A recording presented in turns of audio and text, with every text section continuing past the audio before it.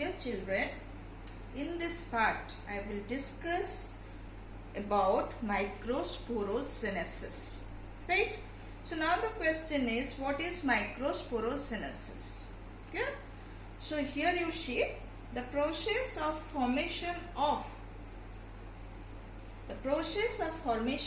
microspores. Remember, formation of microspores from pollen mother cell through meiosis is called microsporogenesis. So here the question arises in our mind, what are microspore? What is the importance of microspore in the process of sexual reproduction in flowering plant? And where these pollen mother cells are present? Clear? Then we'll be easily understand. The pollen mother cell undergoes meiosis and forms the microspores. Clear? So here I'll explain you about this microsporogenesis and the pollen mother cell. Right? So just have a quick recapitulation of the previous presentation, where I have explained you the structure of anther.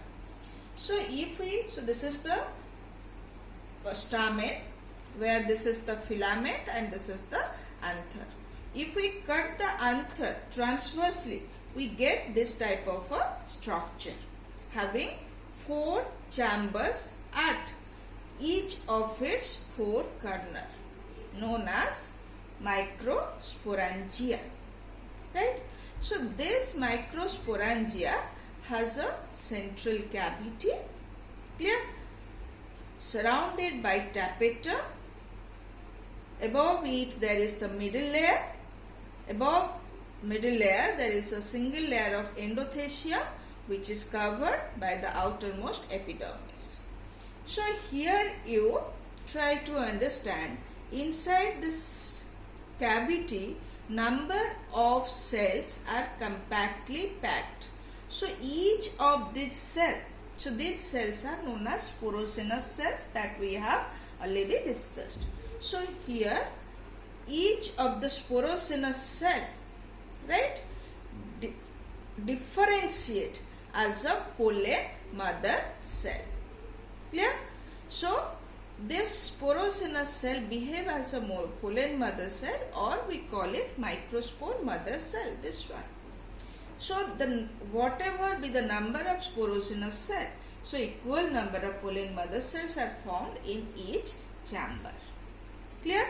That means if here 100 cells are produced, 100 pollen mother cell, 1000 cells are produced, 1000 pollen mother cells, 2000 present, 2000 pollen mother cells. That means the number of sporogenous cell is equal to the number of pollen mother cell in each chamber. Then each pollen mother cell undergoes meiosis. You know, meiosis has 2 phases, meiosis 1 and meiosis 2.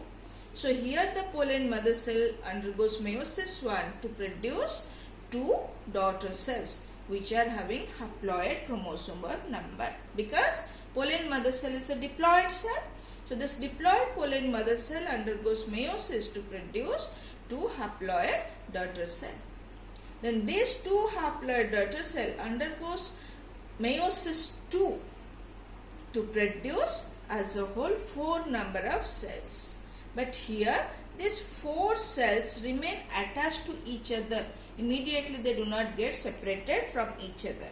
I think here you can understand more easily. So here pollen mother cell, formation of 2 cells, or that is called microspore dyad, then undergoes meiosis to produce 1, 2, 3, 4 microspores, which remain connected to each other like this by means of a wall, callose wall. Right?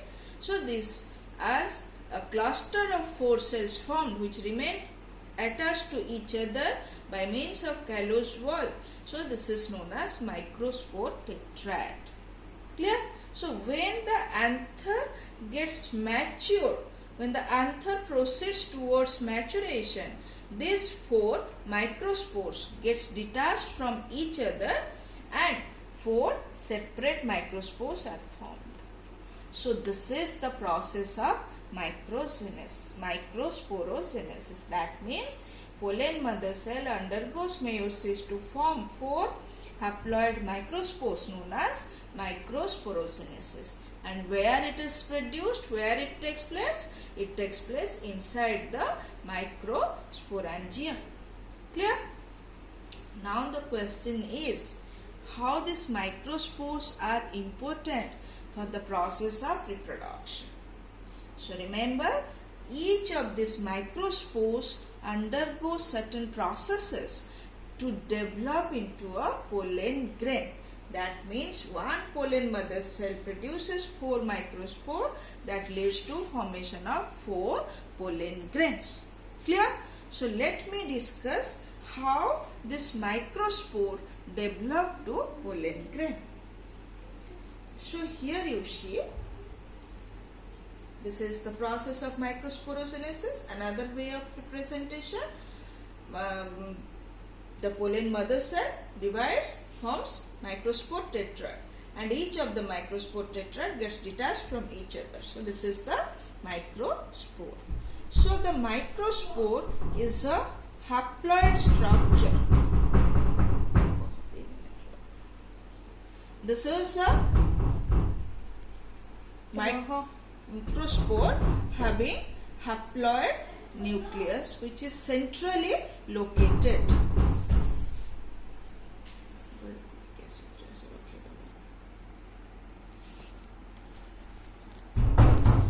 So this is the microspore which consists of nucleus present centrally, right?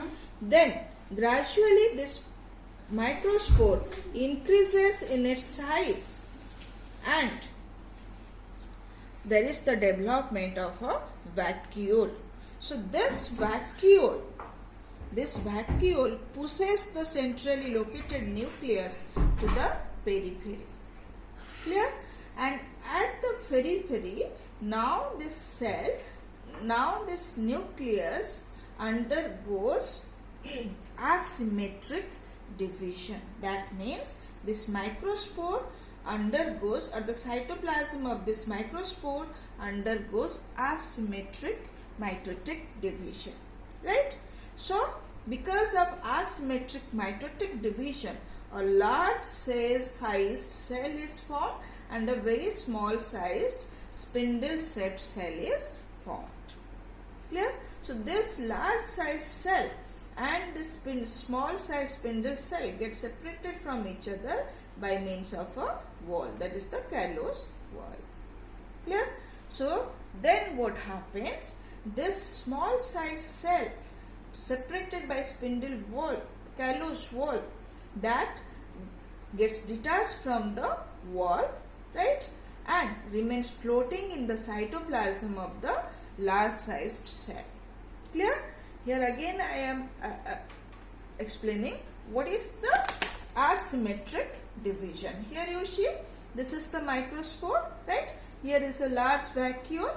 So here the asymmetric spindle are formed. So because of the formation of asymmetrical spindle, the cell is divided into, or the whole cytoplasm is divided into 2 parts, one smaller parts, another larger parts. So the smaller part forms the small cell, larger part forms a large cell. So that means there is the formation of a cell having a large size cell inside which a small size cell remains floating, and this is a pollen grain. Got it? So the microspore develops to pollen grain which contains 2 cells, one large cell, one small cell. Clear? So this structure is known as a bicelled pollen grain, right? In some cases, what happens?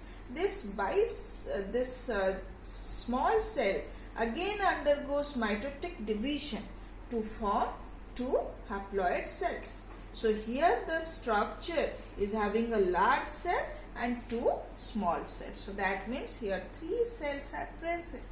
So these 3 cells, so this 3 cell structure is a 3-celled pollen grain. Clear? So now let us discuss. So this is the pollen grain, right?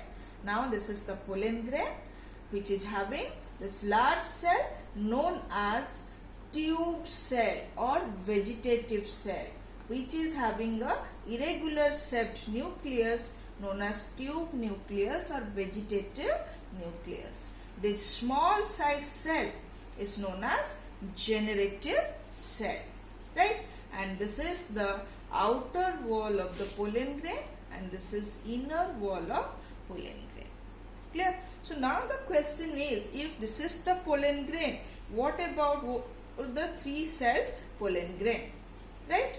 So this 3-celled pollen grain, what happens in 40% cases, before the pollen grain release from the anther, the generative cell divides to form 2 male gametes. So the pollen grain becomes 3-celled and released from the anther. In 60%, almost about 60% or more than 60% of angiosperm, the pollen grain released in this condition. That means having a vegetative cell and generative cell. So now the question is, if this is a 2-cell structure and here generative cell is present, how it produces the male gamete. So remember, when this pollen grain the pollen grains are released to the air, fall on the stigma, absorbs the nutrition, and the vegetative cell germinates as a pollen tube. So this pollen tube, here you see, it is released, it is germinated as a pollen tube. So when this pollen tube is formed, the generative cell gradually migrates towards the pollen tube and divides to produce 2 male gametes. So this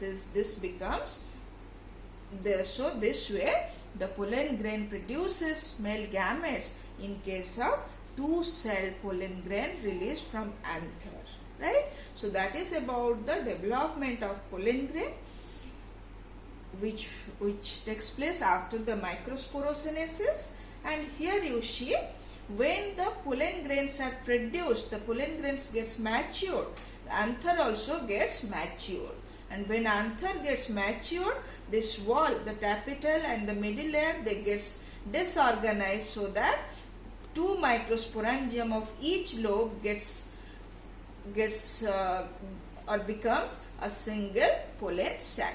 And here there is the dehiscence of the anther or breakdown of the anther to release the pollen grain.